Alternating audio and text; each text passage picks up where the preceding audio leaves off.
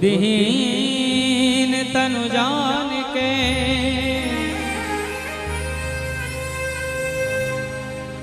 मैं सुमिरऊं पवन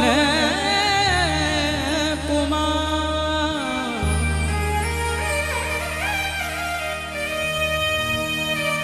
कि बल बुद्धि विद्या दे मोहे हरहु करे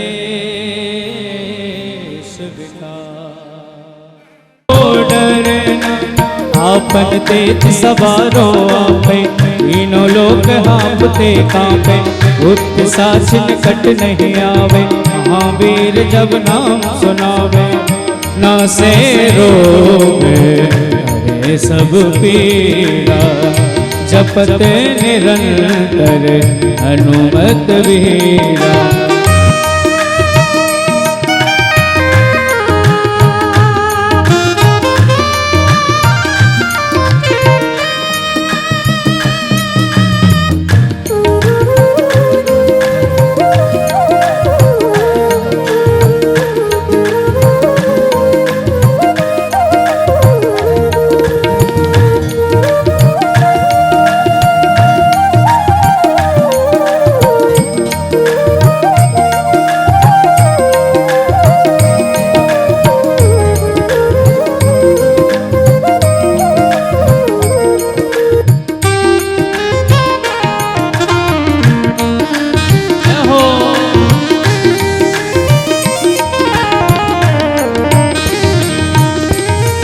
संकट ते हनुमान छुड़ावे मन क्रम बचन ध्यान जो लावे सब पर राम तपस्वी राजा तिनके काज सकल तुम साजा।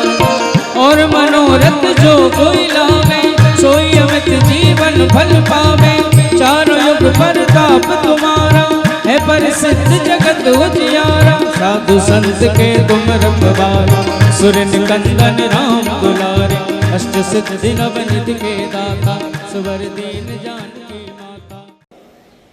भागवत की परंपरा गत जो है सर्वप्रथम श्रीमद् भागवत महापुराण का पूजन, व्यास नारायण का पूजन, सुखदेव जी का पूजन, हनुमान जी का पूजन, ब्राह्मणों का पूजन और कलाकारों का पूजन। अब इस यज्ञ के आयोजक समस्त लाला सैलगा राम जी जैन परिवार द्वारा आयोजित श्रीमद् भागवत महापुराण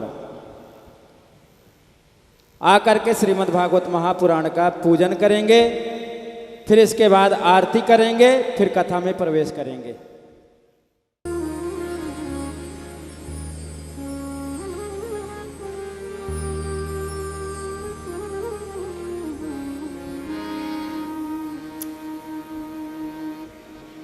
बोलिए श्री वृंदावन बिहारी लाल की जय।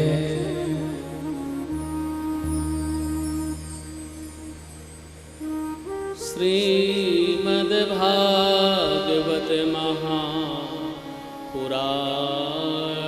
की जय।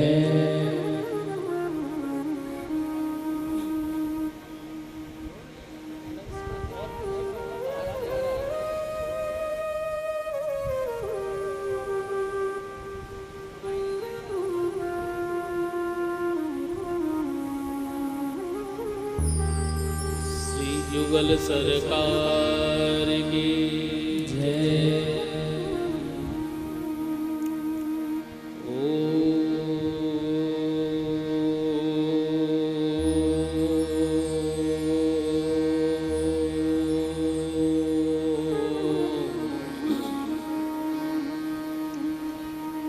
श्री हरये नमः। श्री सद्गुरु चरण कमलेभ्यो नमः।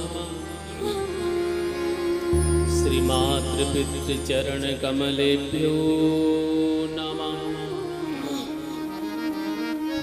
श्रीमद्भागवत महापुराणाय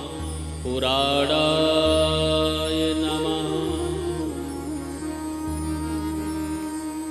ध्येयं सदा परिभवाग्निमभीष्टदोहम् तीर्थास्पदं शिवविरिञ्चिनुतं शरण्यम्। प्रत्यार्तिहं प्रणतपालभवाब्धपोतम् वन्दे महापुरुषते चरणारविन्दम्।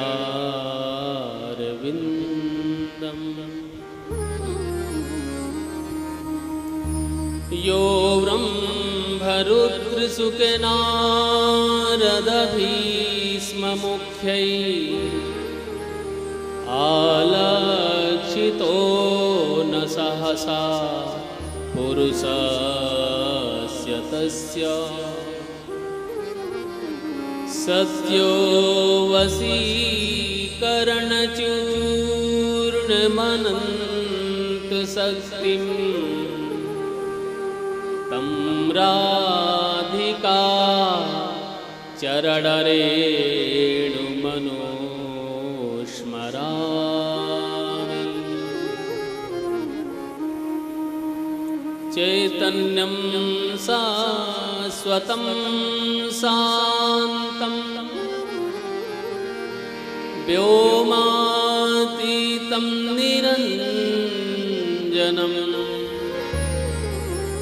नादबिन्दुकलातीतं तस्मै श्रीगुरवे नमः। भक्ति भक्त भगवंत गुरु चतुर नाम बपु एक, इनके पद वंदन किए नाशत विघ्न अनेक। इनके पद वंदन किए नाशत विघ्न अनेक। बोलिए श्री वृंदावन बिहारी लाल की जय। श्री युगल सरकार की जय। आइए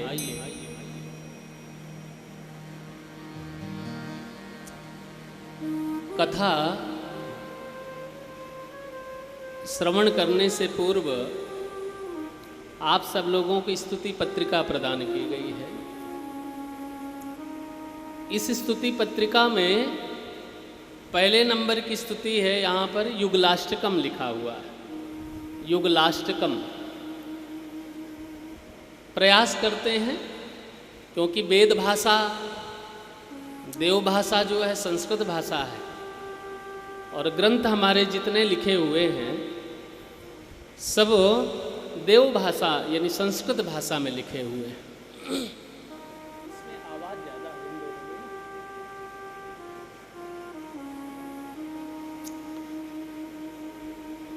और ऐसे संस्कृत भाषा में जहाँ के पशु पक्षी भी संस्कृत में गीत गाते थे, आज हम तो मनुष्य हैं, शिक्षित हैं, पढ़े लिखे हैं, सरल भाषा में 8 श्लोक संस्कृत में गाए गए हैं।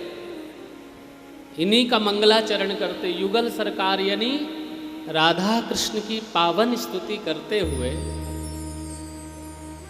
हम सब लोग भागवत की कथा में प्रवेश करेंगे।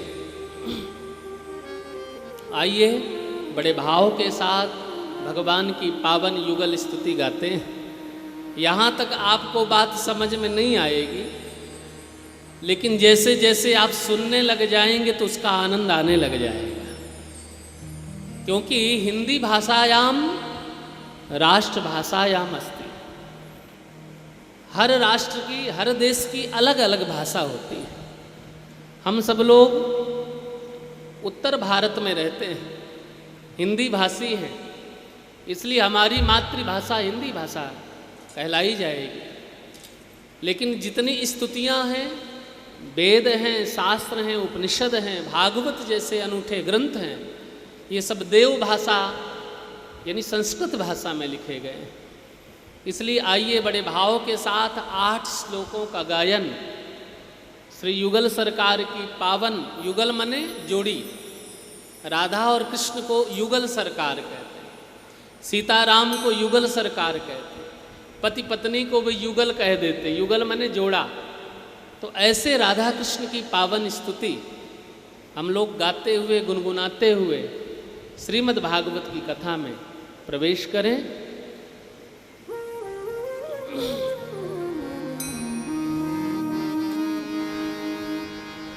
कृष्ण प्रेममयी राधा, राधा प्रेममयो हरिः, जीवने निधने नित्यं श्री राधा कृष्णौ गतिर्मम, जीवने निधने नित्यं श्री राधा कृष्णौ गतिर्मम। कृष्णस्य द्रविणं राधा, राधाया द्रविणं हरिः, कृष्णस्य द्रविणं राधा, राधाया द्रविणं हरिः, जीवने निधने नित्यं श्री राधा कृष्णौ गतिर्मम,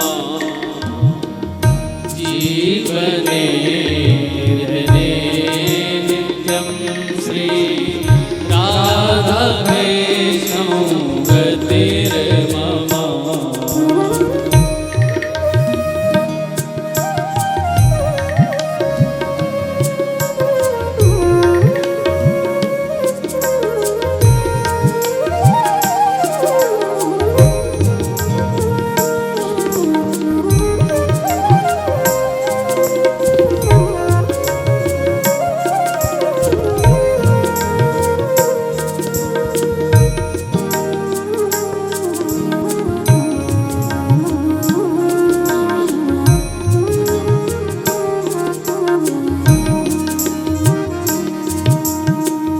कृष्ण प्राणो मयि राधा, राधा प्राणमयो हरि,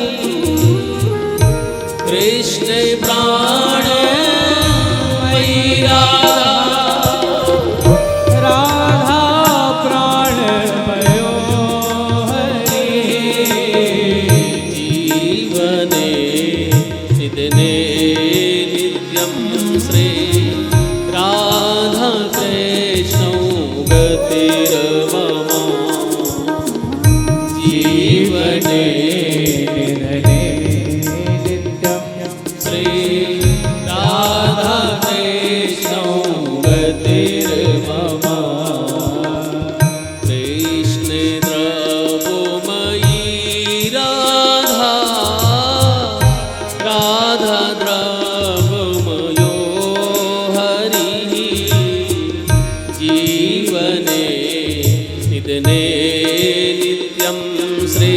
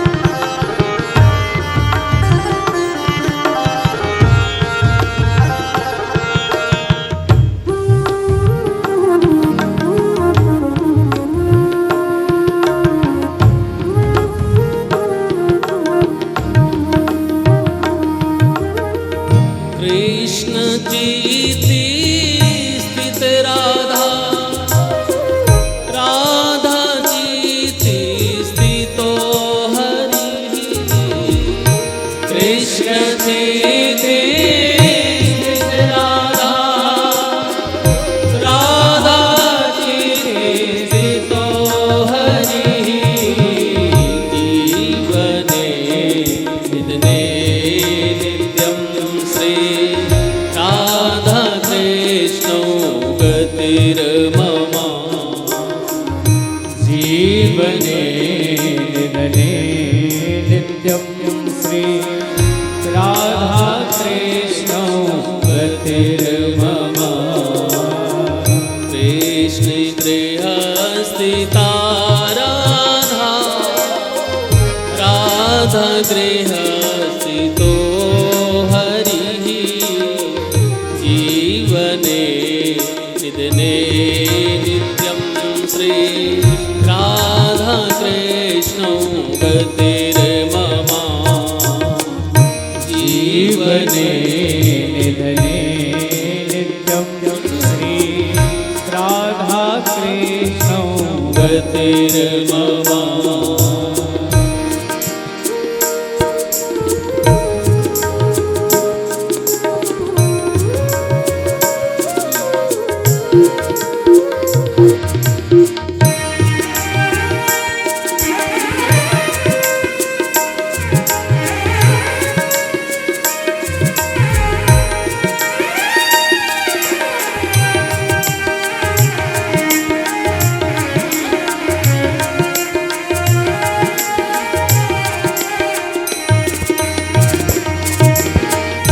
नीलांबर धरा राधा पीतांबर धरो हरि नीलांबर धरा राधा पीतांबर धरो हरि जीवने निधने नित्यं श्री राधा कृष्णौ गतिर्मम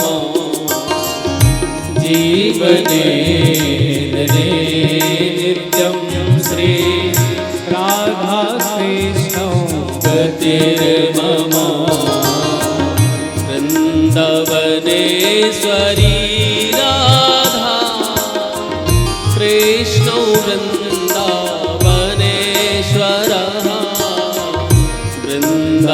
वृंदावनेश्वरी राधा कृष्णो वृंदावनेश्वरः जीवने निधने नित्यं श्री राधा कृष्णौ गतिर्मम जीवने निधने नित्यं श्री राधा कृष्णौ गतिर्मम हरे राम राम राम हरे हरे हरे कृष्णा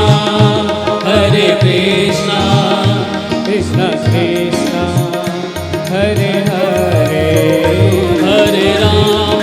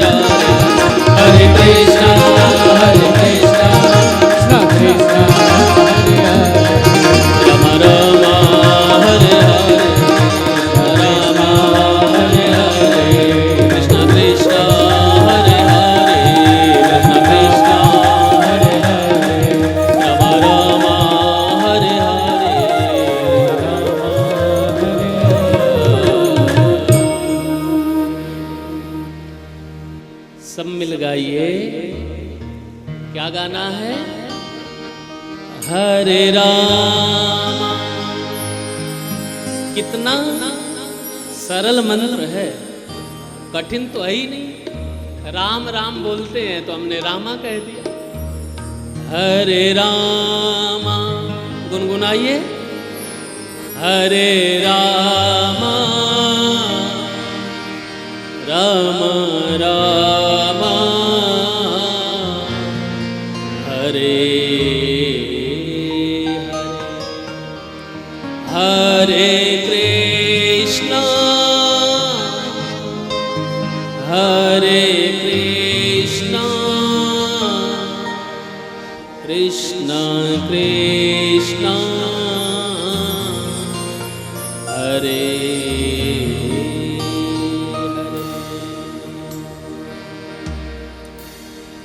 बोलिए श्री वृंदावन बिहारी लाल की जय। श्री युगल सरकार की जय। रज रामचंद्र भगवान की जय। जगत जननी माँ जगदम्बा की जय। श्री हनुमान जी महाराज की जय। श्री शंकर भगवान की जय। श्री वेद व्यास भगवान की जय। श्री सद्गुरुदेव महाराज की जय। जय जय श्री राधे।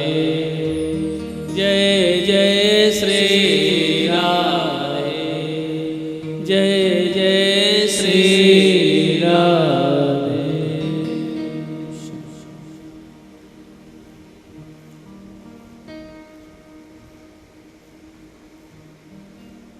परम मंगलमय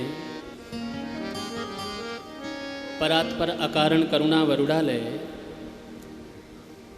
भक्त वांछा कल्पतरु तडिदित विदिंदित पीतांबरधारी नंद नंदन भगवान बालकृष्ण की प्रत्यक्ष वांग्मय स्वरूप श्रीमद् भागवत महापुराण, ज्ञान स्वरूप मेरे भाई बंधुओं, भक्ति स्वरूप मेरी माताएं बहनें, संत समाज विद्युत प्रवर,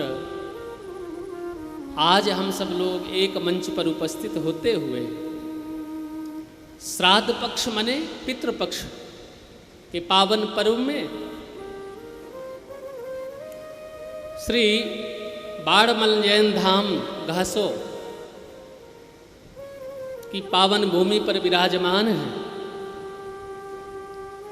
और समस्त लाला सैलगाराम जी जैन परिवार के द्वारा आयोजित पितरों के निमित्तार्थ, पितरों के निमित्त श्रीमद् भागवत की कथा आयोजित होने जा रही है। आज श्रीमद् भागवत सप्ताह का प्रथम दिवस यानी पहला दिन है और पहला ही सत्र यानी प्रथम सत्र आरंभ हो रहा है। कहना पड़ेगा राधे, इसलिए कहना पड़ेगा क्योंकि पहले बता देते, भगवान राम ने कुंभकर्ण का वध कर दिया था कि नहीं? ये तो राम कथा में सब लोगों ने सुनी और देखी। जब भगवान राम ने कुंभकर्ण का वध किया तो कुंभकर्ण की पत्नी का नाम था निद्रा देवी। बोलो राधे राधे। पत्नी ने कहा तुमने मुझे विधवा बनाया है प्रभु, तुमने मेरे जीवन में मेरे पति को मेरे से छीन लिया है। भगवान राम ने कहा कि हमने किसी को नहीं मारा, जिसके जैसे कर्म थे वैसे उसको फल मिला। बोले नहीं नहीं, मैं भी आपसे बदला लेकर के रहूंगी, आपको परास्त करके रहूंगी। मैं भी आपसे यदि बदला नहीं लिया तो मैं भी कुंभकर्ण की पत्नी निद्रा देवी नहीं।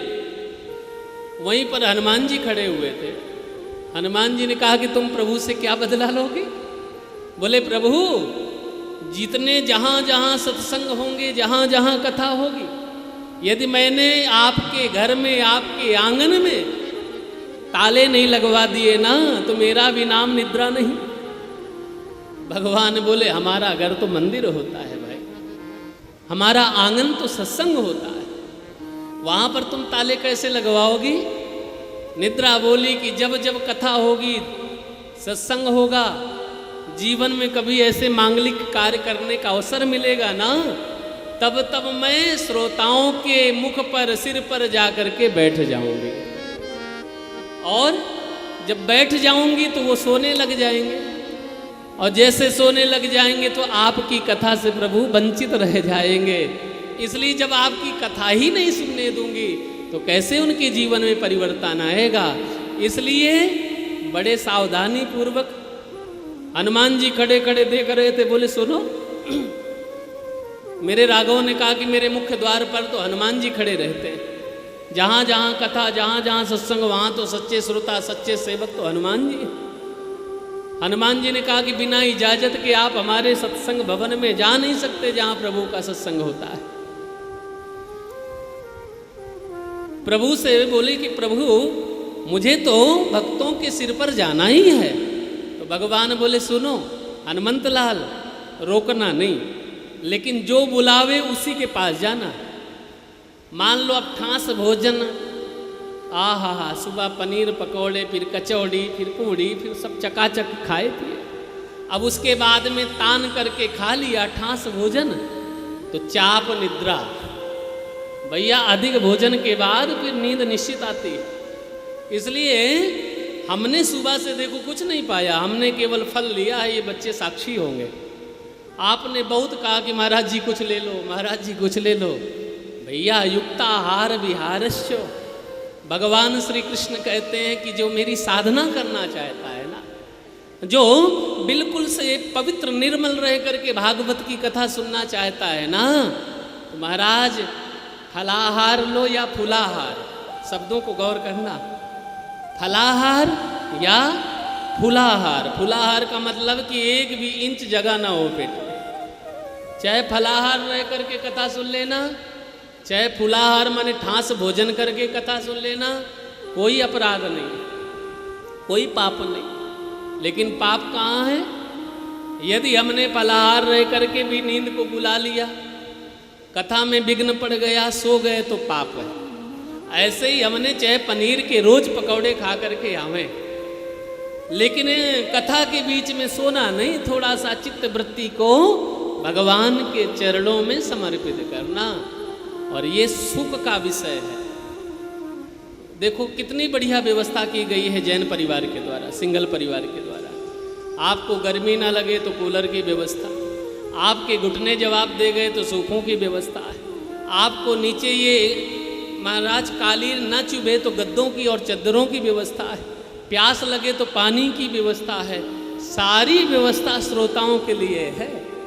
व्यास पीठ पर बैठने वाला वक्ता, जिस समय से आरती होती है और जब तक भागवत जी का विश्राम नहीं होता, तब तक व्यास पीठ में बैठने वाला आचार्य संत न तो उठ के जा सकता, ना कुछ खा सकता, ना किसी से कुछ मांग सकता। तो सच्ची साधना कहाँ है? व्यासपीठ। और उसी साधना के सन्मुख बैठ करके आप कथा सुनने जा रहे हैं। सन्मुख है चार्थ लाभ आया। सन्मुख बैठ करके 4 प्रकार के लाभ मिलते हैं, धर्म, अर्थ, काम और मोक्ष। चारों की पूर्ति होती है श्रीमद् भागवत जी में। इसलिए आइए एक बार बड़े भाव के साथ हम लोग भागवत जी को वंदन करते हैं, प्रणाम करते हैं। बोलिए श्रीमद् भागवत महापुराण की जय। जय जय श्री राधे। उसके बाद भागवत जी में प्रवेश करते हैं कि जय जय गोविंदा गोपाला। मीठे मीठे भगवान को स्तुति करते रहेंगे, गाते रहेंगे तो भगवान प्रसन्न होते रहेंगे। इसलिए बड़े भाव के साथ ताली सेवा करते हुए, केवल संकीर्तन करते हुए भागवत में प्रवेश करेंगे। जय जय गोविंदा गोपाला मुरली मनोहर नंद लाला। जय जय गोविंदा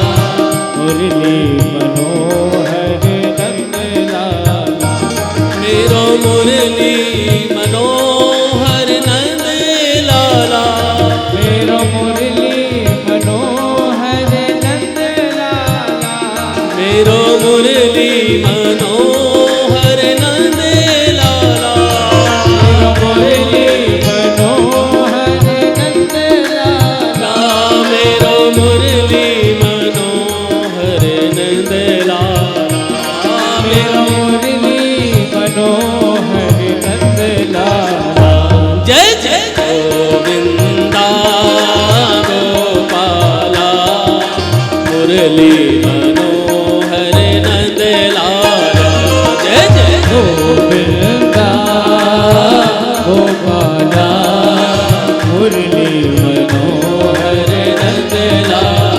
हरि बोल।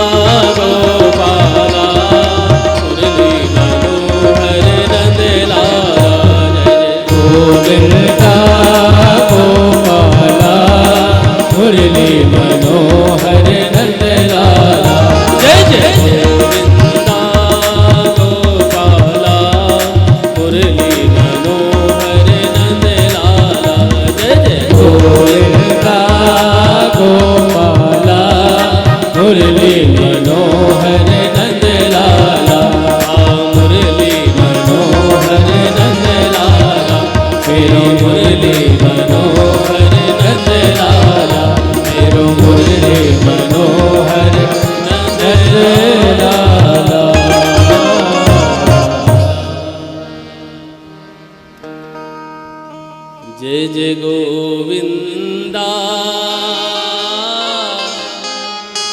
गोपाला मुरली मनोहर नंदला मेरो मुरली मनोहर नंदला।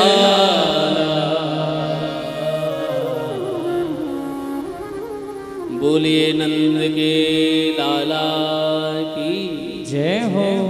जय जय श्री राधे। अब हम लोग भागवत जी में प्रवेश करें।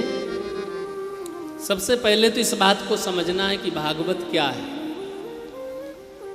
जिसके बारे में इतनी महिमा गाई गई।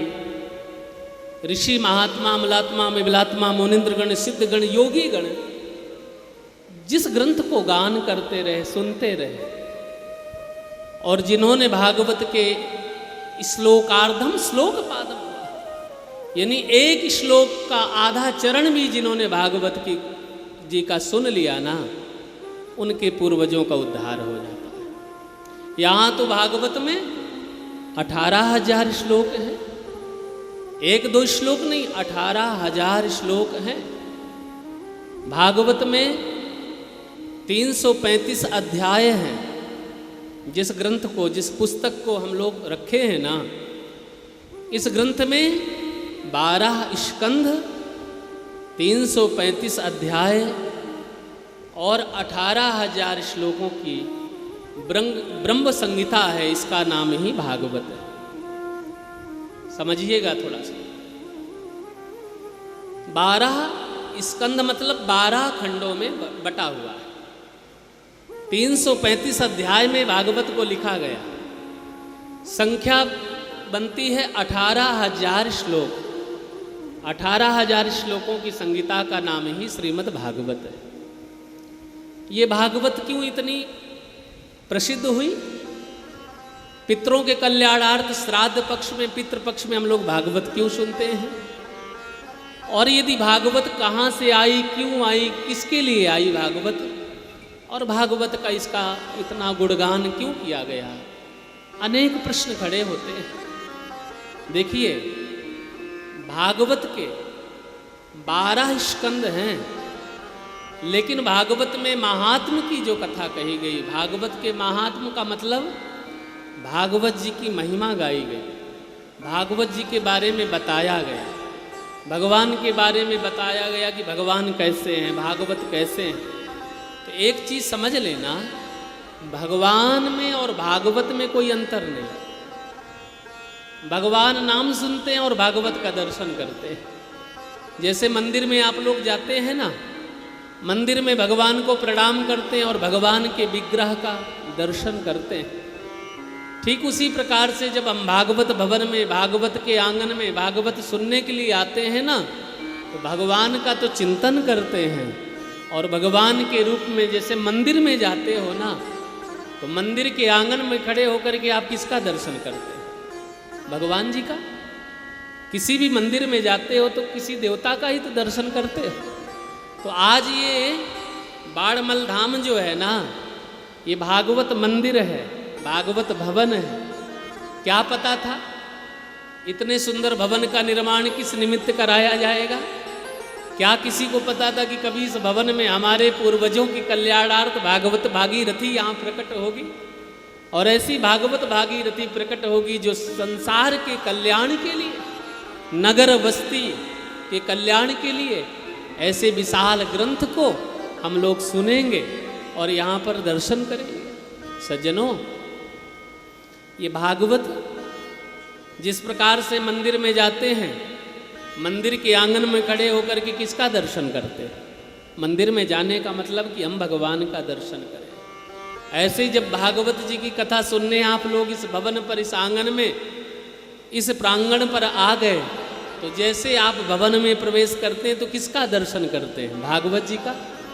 क्योंकि तेने यंग बांगमयी मूर्ति प्रत्यक्षः कृष्ण एव ही, साक्षात भगवान का पावन विग्रह ही भागवत है।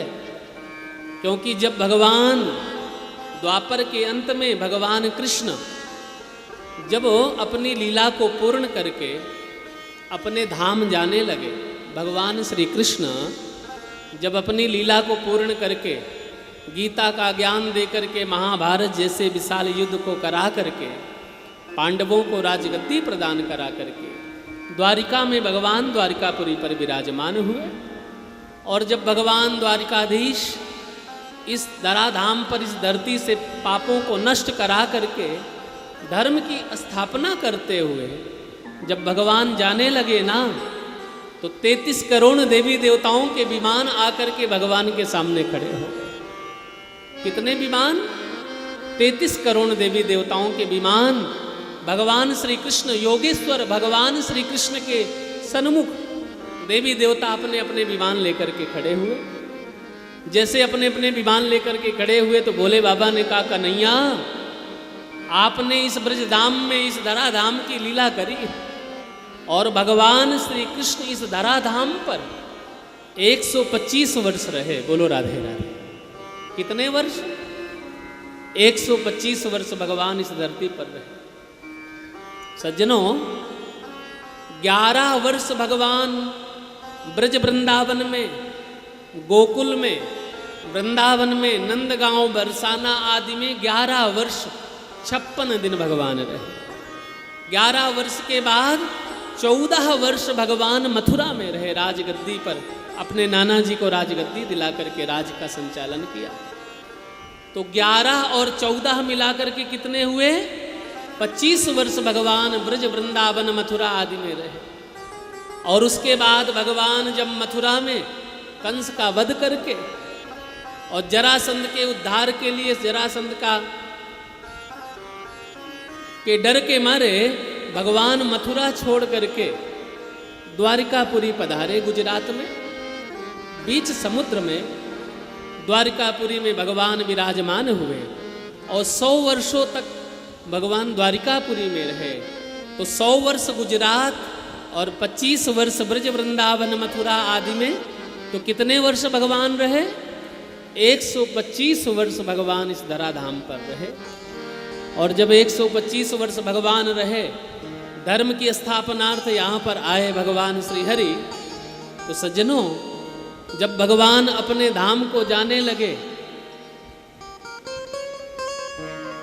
उसी समय पर 33 करोड़ देवी देवता अपने अपने विमान लेकर के आए। और 33 करोड़ देवी देवताओं ने कहा, प्रभु अब आपने जिस प्रयोजन से इस मानव जीवन को धारण किया था, मानव रूप धारण किया था, आपने ब्रूहि योगेश्वरे कृष्णे नमो धर्मणि वरमणे स्वाम काष्ठा मधुनोपेतः धर्मः कम शरणम गतः।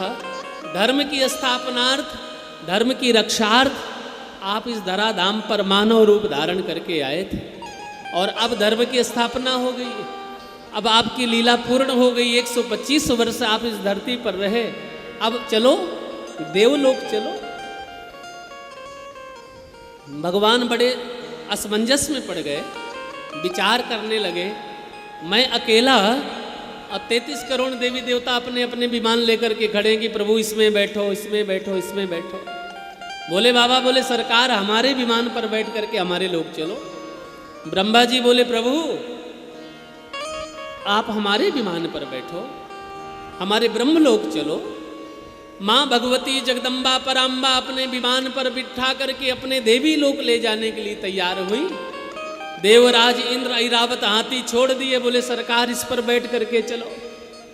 भगवान बोले कि देखो ये देवताओं का प्रेम है, इन देवताओं के प्रेम स्नेह के कारण ये लोग आए, लेकिन मैं तो एक शरीर 33 करोड़ देवी देवताओं के विमान में नहीं बैठ पाऊंगा। इसलिए भगवान सबके देखते देखते अपने शरीर को अंतर ध्यान कर देते हैं, यानी अपने विग्रह को, अपने शरीर को अंतर ध्यान कर देते हैं। अंतर ध्यान मतलब अपने विग्रह को गायब कर देते हैं, और वहीं से एक ज्योति यानी दीपक जलता हुआ देवताओं को दिखता है कि जहाँ पर भगवान खड़े थे, गुजरात में भालुका तीर्थ है, सोमनाथ मंदिर से थोड़ा सा आगे जाएंगे, समुद्र के किनारे पीपल के वृक्ष के नीचे भगवान ने अपना शरीर त्यागा था। वहाँ पर भगवान अपने शरीर को त्याग करके ज्योति मने दीपक के रूप में परिणित हो गए। और जैसे दीपक के रूप में परिणित हुए, तो समस्त 33 करोड़ देवी देवता देख रहे हैं कि ये ज्योति कहाँ पर जाकर के समाहित होगी। तो तिरोधाय प्रविष्टोयम श्रीमद्भागवते दधा।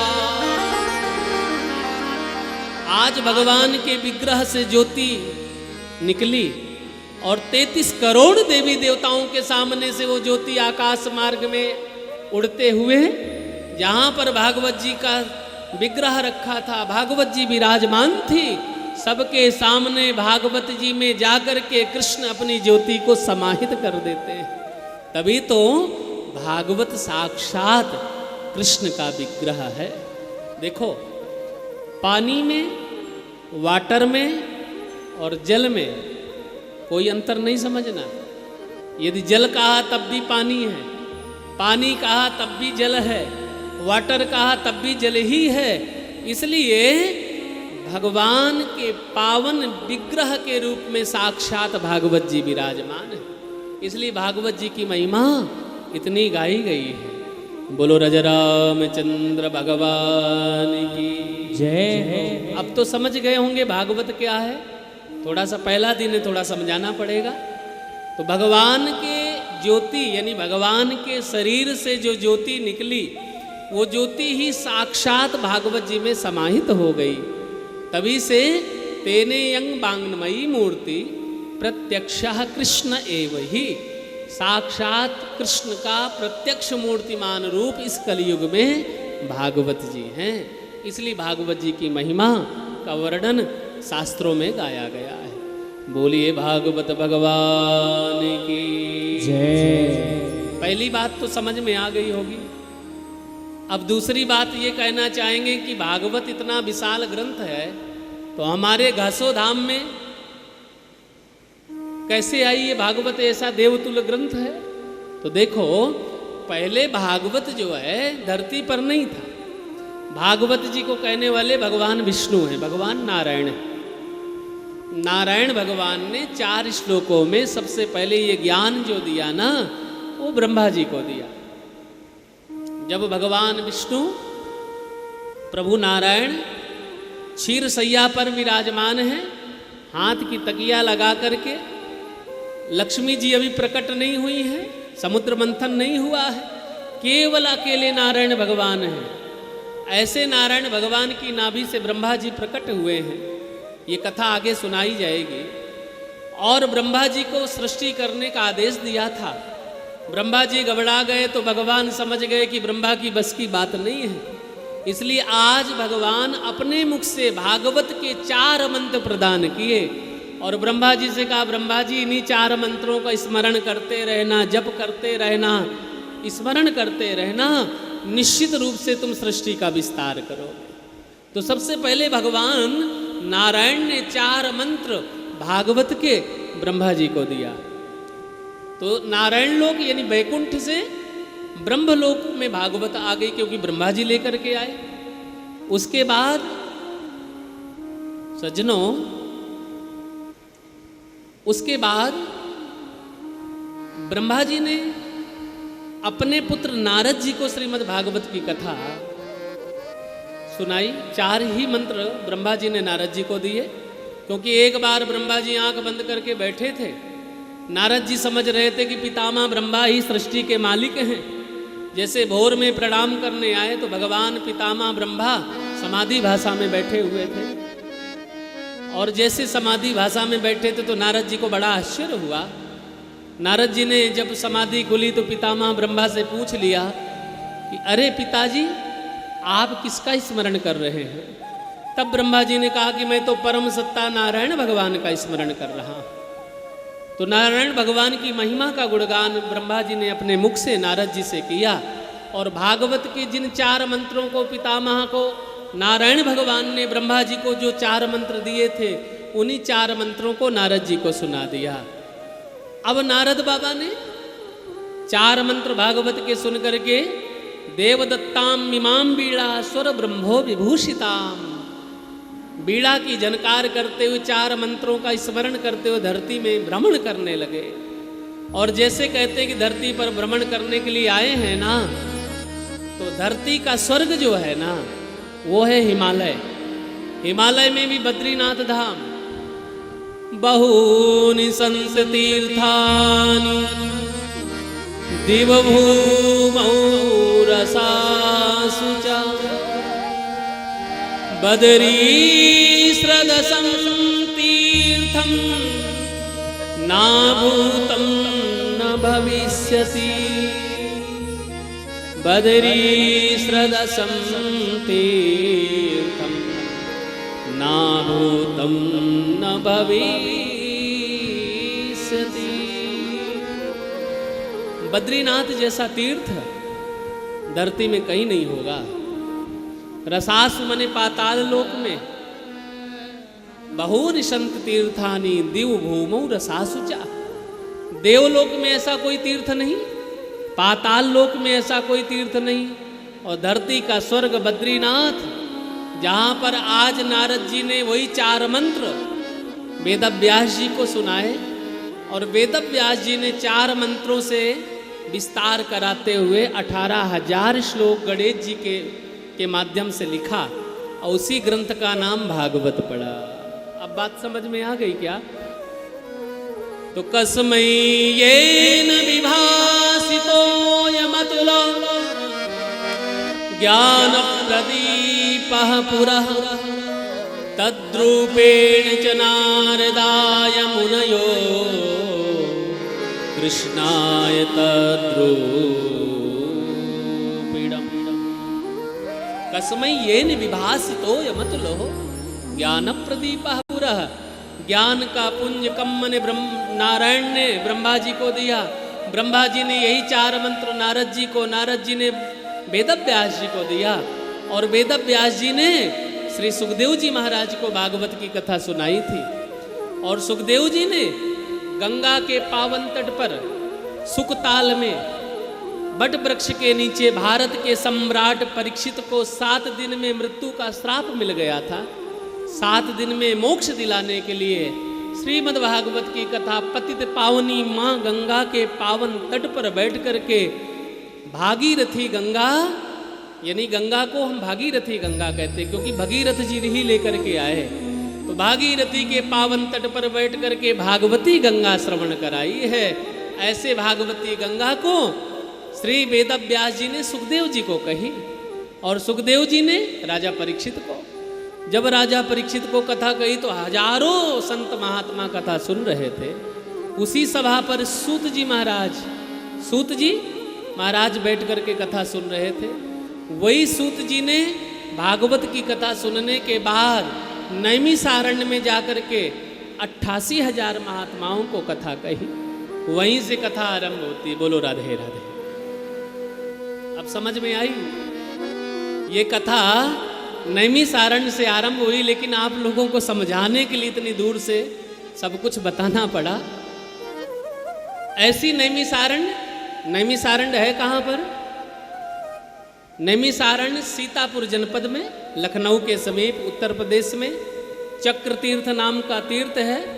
उसी जगह का नाम है नैमिषारण्य, जहाँ पर निमि महाराज ने तप किया, जहाँ पर भगवान विष्णु ने अपना सुदर्शन चक्र छोड़ करके देवताओं के भजन के लिए भूमि निश्चित करी थी। उस तीर्थ का नाम है नैमिषारण्य। उसी नैमिषारण्य की पावन भूमि पर 88,000 महात्मा बैठे। जैसे आप लोग कथा सुनने के लिए बैठे हैं ना, ऐसे 88,000 महात्मा बैठे हैं।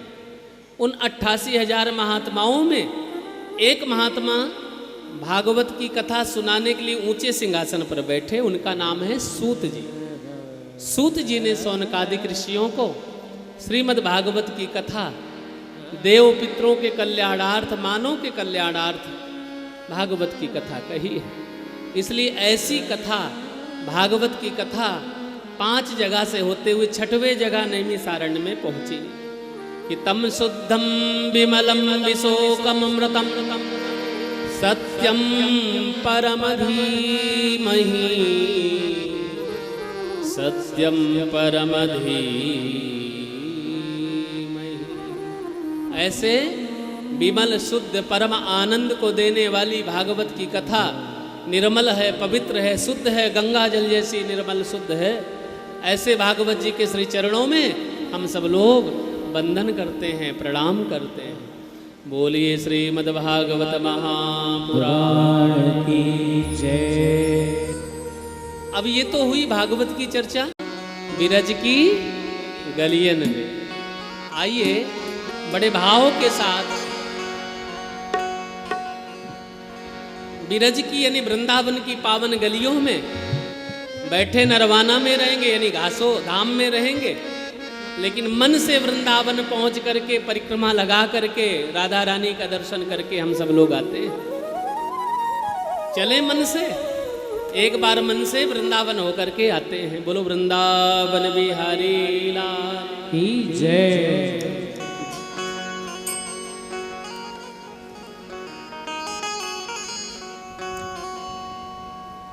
बोलिए राधा रानी की जय। राधा राधा राधा राधा राधा राधा राधा राधा राधा राधा राधा राधा राधा राधा राधा राधा गाइए।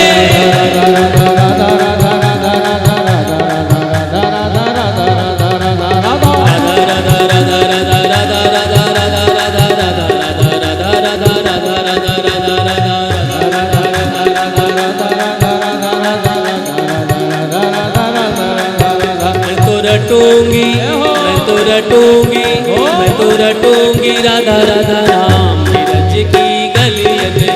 मैं तो रटूंगी राधा राधा नाम विरज की गलियन में। मैं तो रटूंगी राधा राधा नाम विरज की गलियन में। मैं तो रटूंगी राधा राधा नाम विरज की गलियन में।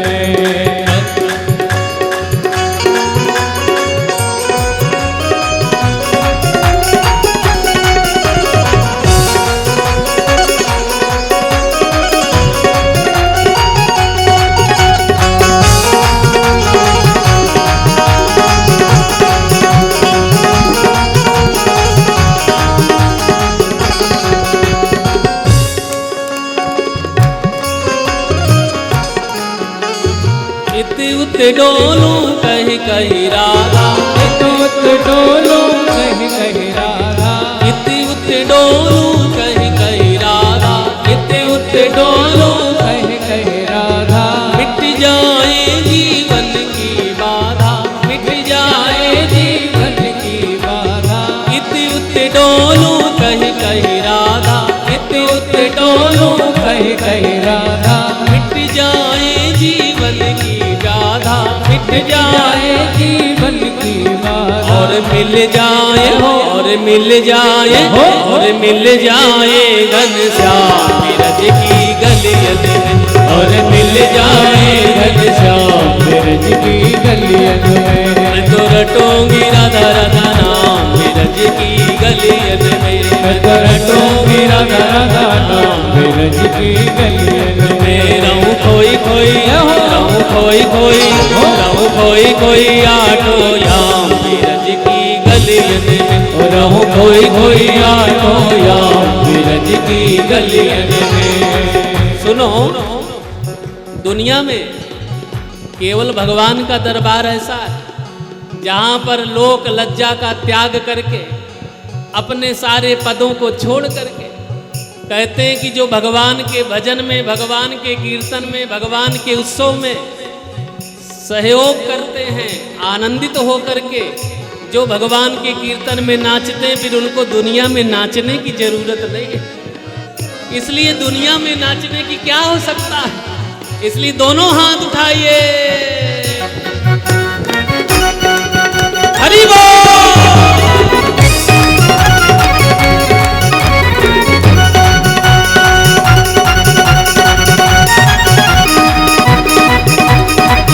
श्री राधे।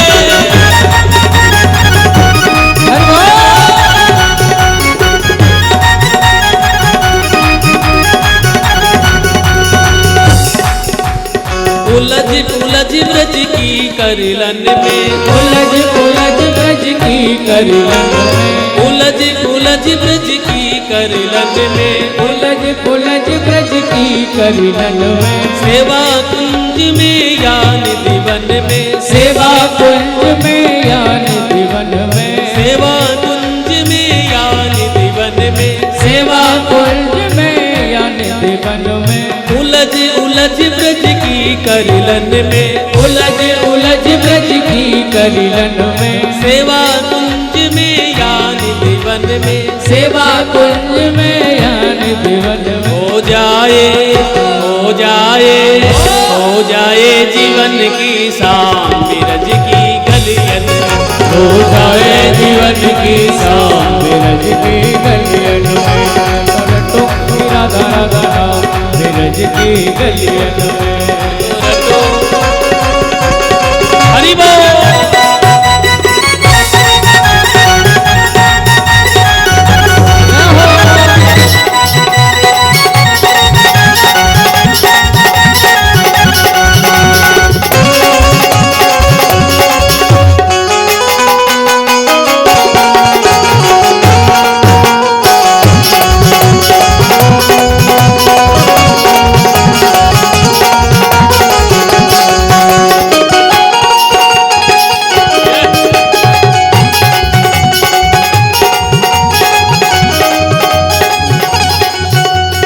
अब तो चाह यही मेरे मन की, अब तो चाह यही मेरे मन की, अब तो चाह यही मेरे मन की, अब तो चाह यही मेरे मन की।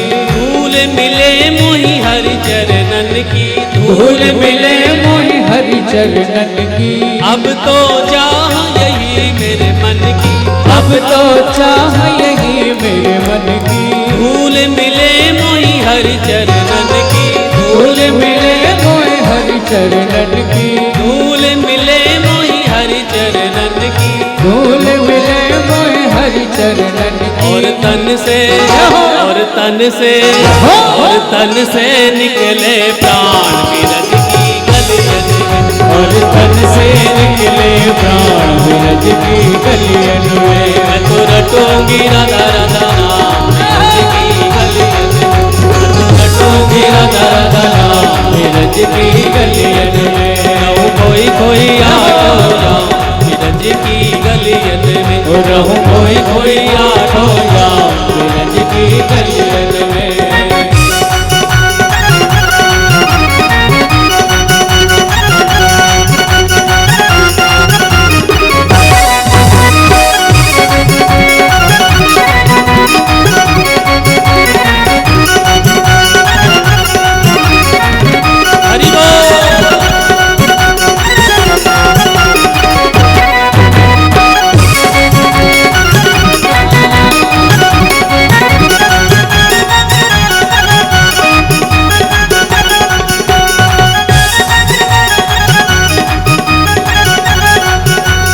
रटूंगी राधा राधा नाम ब्रज की गलियन में।